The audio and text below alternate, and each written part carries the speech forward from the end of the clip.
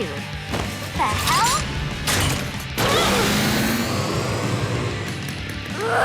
The mid-2000s really was like a magical era for gaming, and it's kind of hard to overstate just how many quality titles we were getting around that time period.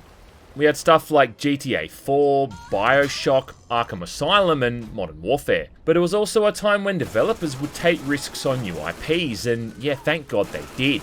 Or else we wouldn't have had games like Left 4 Dead or 2012's Lollipop Chainsaw. I mean, yeah, who could forget this one? A game not only worked on by Suda51, but written by James Gunn. Which would kind of be like if Hideo Kojima ever made a game with Quentin Tarantino. I love the smell of almost dead cheerleader in the morning.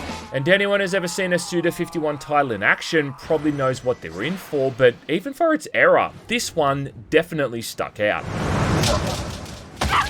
The story is that you're playing as a girl named Juliet Starling set on the day of her 18th birthday. And just before she's about to meet up with her boyfriend Nick, there's a real damper on their plans caused by a sudden zombie outbreak. Juliet does what any good citizen would do and rush downtown to her local high school with her trusty chainsaw to keep those undead assholes at bay. Unfortunately, in all of the chaos, Nick ends up getting bitten, so she naturally does what anyone would do in that situation, and chop the guy's head off before the infection can spread to his brain. Yeah, makes sense.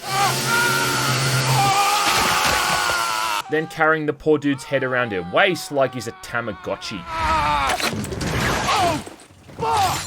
Yeah, because you see, the thing is that Juliet comes from a magical family of zombie hunters. And this really is just another day at the office for these guys, who now have to stop a dude who kind of looks like Jigsaw from performing a magical ritual that's going to open a portal to somewhere called the Rotten World, or as we call it in Australia, Perth. I don't know what that means. What does it mean? Yeah, to make it even more obvious that this was a Suda51 game, her first big task is to stop 5 super powerful zombies called Dark Purveyors, who all happen to be metaphors for different genres of music. One of whom happens to be a psychedelic hippie chick that gets Juliet and Nick high on shrooms. And yes, this is all stuff that actually happens in the game. Why don't you try using some deodorant? Because honestly, you smell like shit. So yeah, like top points for originality. What is kind of funny though is that outside of its unique writing and premise, Lollipop Chainsaw really was kind of run-of-the-mill otherwise, being far from amazing. I mean, there was nothing wrong with it, like it was a fun little romp for the 5 or 6 hours it lasted. But it was a game that started off with a fun concept, only to never really take it anywhere all that interesting. And the times that it did try to mix things up just felt a bit like a bad gimmick.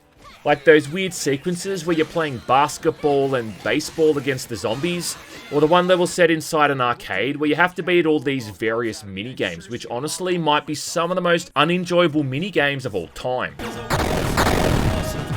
More than that though, the quality of the combat really started to deteriorate the further you got, with the tougher, spongier enemies becoming far more common and kind of ruining the whole combo system the game is going for. Because while Lollipop was more or less just a basic hack and slash on the surface, it actually still did have a fair few combat combos for the player to learn. The main skill check in the game was the sparkle hunting, which is where if you managed to kill 3 or more enemies in a single hit, you'd earn a platinum and gold medals. And this mechanic pretty much became essential. Awesome. Not only for buying upgrades for Juliet to increase her health and damage, but more so because you could unlock more combos. Yeah, as well as the couple dozen different outfits which showed her off in different states of undress. The thing is though, despite having plenty of these combos to learn and unlock, the longer combos could easily be interrupted, which meant you'd often just be repeating those easier 3 or 4 hit combos ad nauseum instead. And that just made the whole thing kinda repetitive the more you played. It was also pretty rare to actually die here, and your biggest challenge really came from overcoming the game's god-awful camera, something which again was pretty common in third-person games from that era.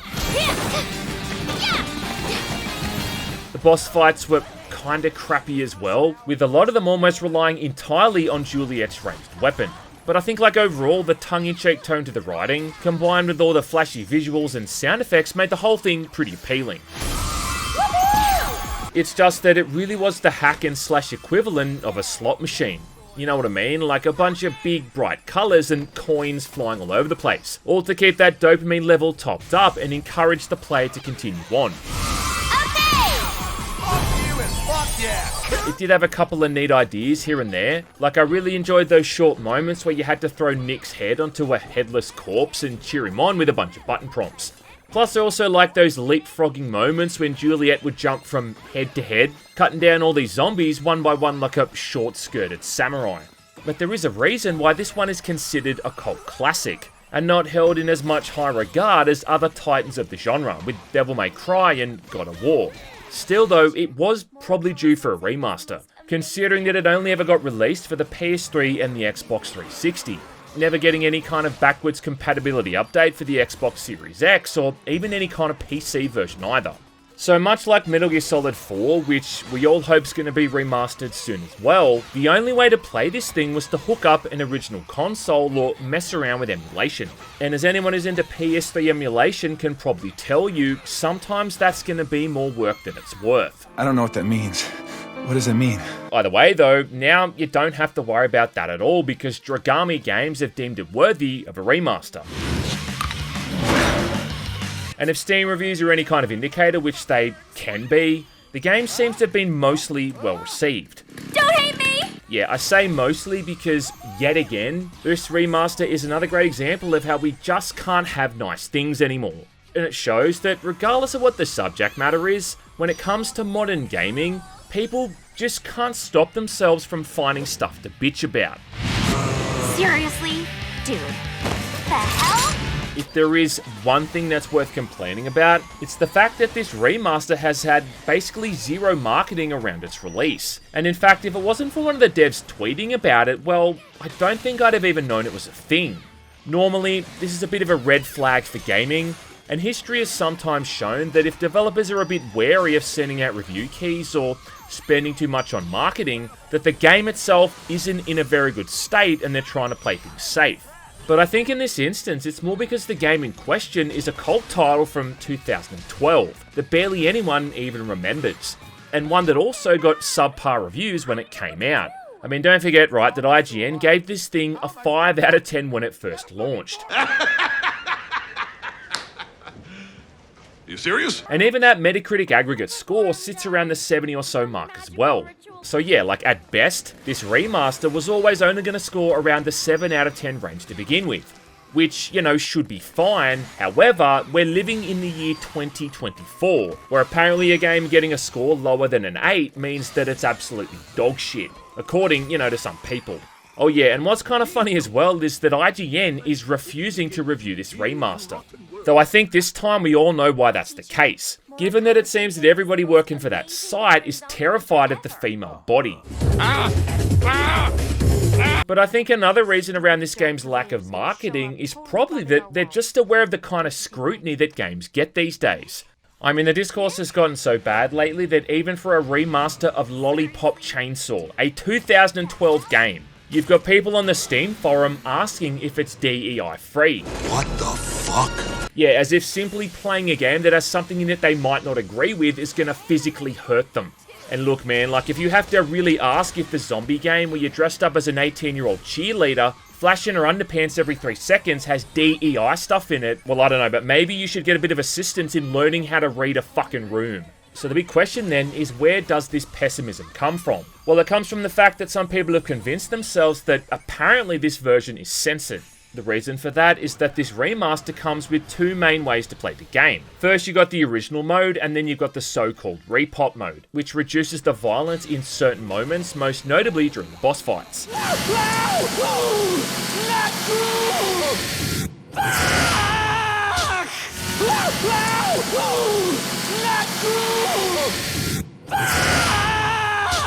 I mean, you can still cut these various bosses in half with Juliet's chainsaw, along with getting all those cinematics showing us what Juliet ate for breakfast. It's just, some of this stuff has been toned down slightly. I just jizzed a little. As well as that too, it seems that some of Juliet's physics are also different, which probably has more to do with the Unreal Engine than anyone trying to modify that stuff directly. But still, like in both versions, those things are jiggling around like she's walking on the moon. And yes, I tested it out myself. Something I still can't believe I wasted my time doing. Man, you are one pathetic loser. But either way though, like, leave it to the people who've never actually seen or touched boobs in real life to complain about this stuff. And despite all of that, like, the long and short of it is that the remaster still includes that original game regardless, where none of the dialogue or the violence has been modified. I think those zombies were trying to bukkake me. Whoa, zombies suck dick at driving. Later, after we kill all the zombies, let's come back to this farm and ride the cows. You're gonna ride a cow. Don't be racist against cows, Nick. Let me fuck your father. So even if the RePop mode does tone that stuff down or even remove it, you are still left with the very viable option of just not playing that version of the fucking game. I mean, is it really that hard a concept to grasp? Am I so out of touch?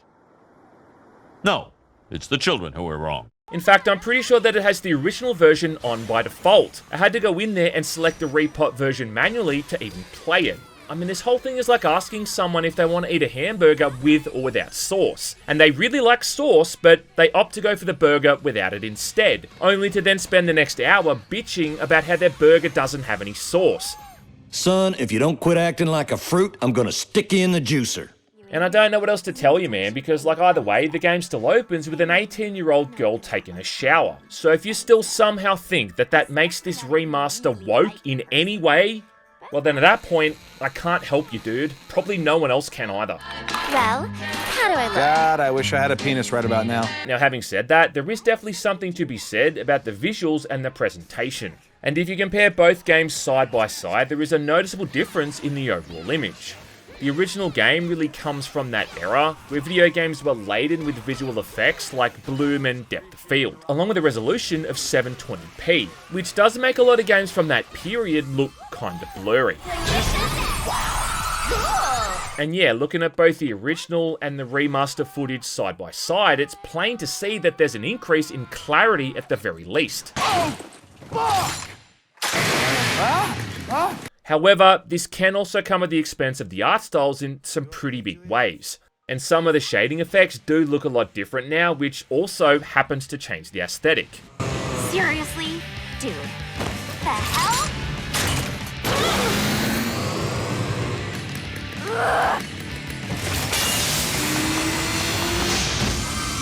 And on my birthday, too!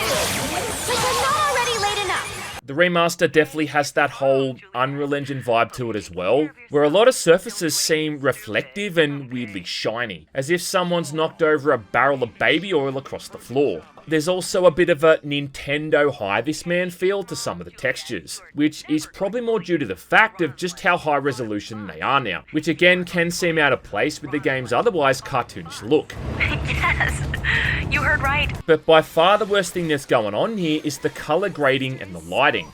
And I don't really know what's happened here, but someone has definitely stuffed up. Because there's times when the lights are so blown out that it just removes all the detail entirely.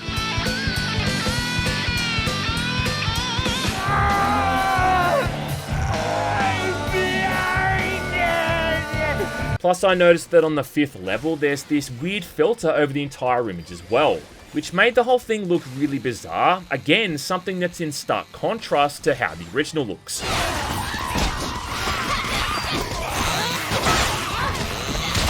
Now the simple fix here would have been to include some kind of options menu for the visuals, or you know, any options, which is something this remaster lacks entirely. And aside from changing the resolution, you've practically got no control over any of the other visual elements, which really is just kinda piss weak. But also something that's pretty much on brand for these console remasters. Reminding me a lot of the launch of the MGS Master Collection, and how basic the visual settings in that were as well. Right. Honestly, I feel like Night Dive Studios are the only ones who ever seem to get this stuff right. And you can go and play through almost all of their remasters and just be overwhelmed with all of these different settings you can bugger around with. So why this still hasn't become the industry norm for these kind of projects is anyone's guess. Simply being able to modify the resolution and nothing else, I mean, that's the kind of shit that old PC ports from the mid-2000s used to pull. So unless they're doing that here ironically, which I don't think they are, this whole factor is a definite letdown. I mean, if nothing else, letting people customize the visuals would have definitely helped with optimization issues, considering that a lot of people seem to be having performance problems on the PC, which is thankfully something I didn't experience. So even just including a few settings here and there to toggle on or off would have done wonders overall, and let people with slightly weaker rigs still experience things at a stable frame rate. Because remaster or not, there's no reason that a 2012 game should run like this, considering it still mostly looks like a 2012 game. Stupid! Undead douchebags! What's also hard to look past are the amount of bugs and glitches, which I'd say are semi-frequent, and almost to that point that it starts to ruin things. Juliet, I am so totally gonna masturbate to you tonight. NANI? By far the weirdest one I had though was a glitch I got near the end of the game, where there was a ramp that I was supposed to chainsaw dash up, only for some reason it wouldn't let me launch myself off the end. So after like a couple of minutes of trying over and over, I eventually just gave up and tried to restart from the checkpoint, hoping that it'd fix it, which it did, but it did this by restarting me further on into the level, past the bit I'd actually just gotten stuck on. This sucks, man. Yeah, so thanks. That was, however, by far the worst thing I experienced. And throughout the 6 or so hours I played it, it was otherwise pretty much fine, without a single crash. And yes, I'm also aware of how sad it is that I'm praising a game for simply not crashing and just working as intended. I've also seen some people saying they got stuck on certain boss fights and couldn't progress, but again, that was something that I didn't experience. But it is worth mentioning if nothing else, just so people know that this is a far from perfect launch when it comes to bugs. So when you consider the price they're asking for this thing, considering it's the state that it's in, and also as short as it is, I mean, yeah, like, I can understand how that would piss a few people off. And quit making fun of Stephen Hawking. He's a great man, you perv. But the real objective downgrade here is how much of the licensed music is just completely missing, with there being 16 songs in total that didn't come back. And it wasn't really until I went back and looked at some of my old footage that I realised just how much of this stuff is gone. Like that Cherry Bomb cover from the main menu, for instance, is now just completely AWOL. And during that scene where you get to drive the combine on the farm and shred through a bunch of zombies to Dead or Alive's You Spin Me Around, well, that's been replaced as well. Killing people is fun when they're zombies.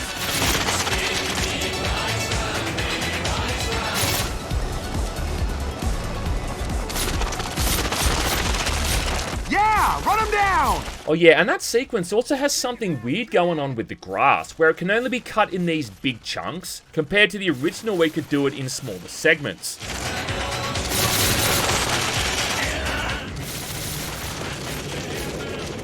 There is an explanation for this. Definitely a bit of a bummer that all this music is missing, and I guess the most likely reason is that they couldn't get the licensing for these songs anymore. You know, considering it's 2024 now and no longer 2012. I mean, I don't know what the going rate is for Tony Basil's Hey Mickey these days, but going off the simple fact that inflation is a thing that exists, I'm sure the price has gone up a bit in the last decade. It is a bit of a problem though, considering the music is really tied to the overall feel of Lollipop Chainsaw. It's kind of like the soundtrack in a GTA or a Dead Rising game, or you know, a Tarantino film, where the music plays as much of a role in things as does the actors, the writing, and the general scenes. Hopefully modders will be able to at least add this stuff back into the PC version, but for those people playing on consoles, well, I guess you guys are up shit creek without a paddle. At least they managed to keep in the chordettes during that shop screen, so it's not all bad. That's it! Does all of this stuff make the RePop edition the worstest thing ever made though? Well, no, not by a long shot. And honestly, all up, I think RePop is exactly what we should have expected for a remaster of a game like this. I mean, it's not like they're remastering GTA 4 or Skyrim or anything like that. It's a remaster of an okay selling game made by a developer with a cult following. I think those zombies were trying to bukkake me. Lollipop Chainsaw was never any kind of masterpiece, even to begin with, and time certainly isn't going to be kind to it in that regard. So what it seems that they've mostly tried to do here is make a decade-old game playable on modern platforms, and hopefully introduce it to some new players along the way. And it's just kind of weird to me that the people who don't like this and will probably tell you you're better off just sticking to the version on the PS3 and the 360 are most likely the same people who spent the last 10 years bitching that there's never been an easier way to play it. It's a party!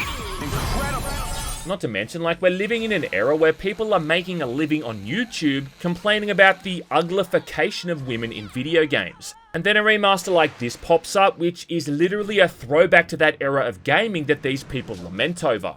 But instead of focusing on its positives or even acknowledging it to begin with, they instead choose to cherry pick the negatives and just spread misinformation.